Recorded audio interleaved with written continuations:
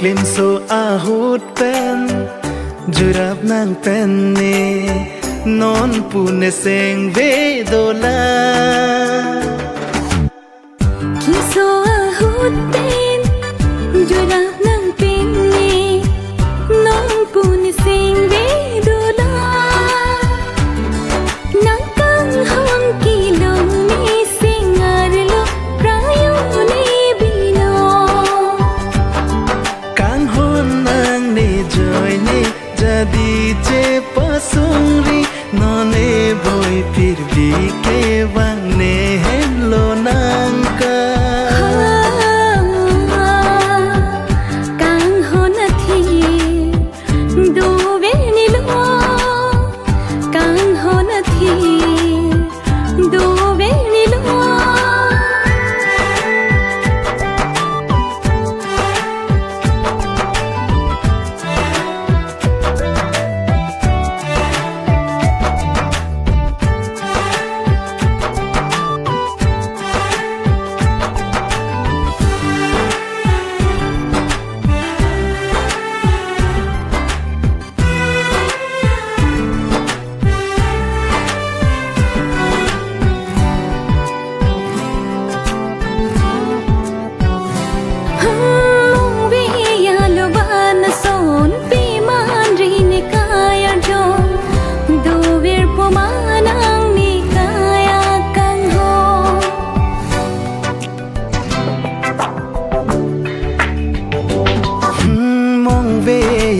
Bana son pe man melone kang hon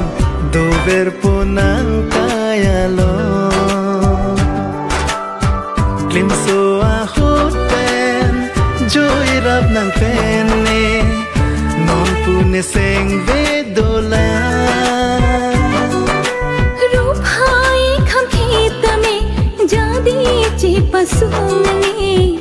चियो नंगे लाई री जा करके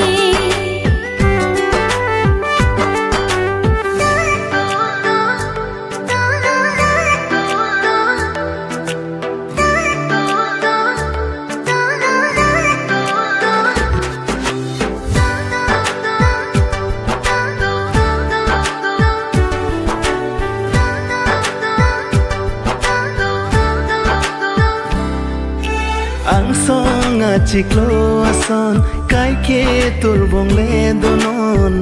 son thot si itum akaya lo pituret pendo nang kang ho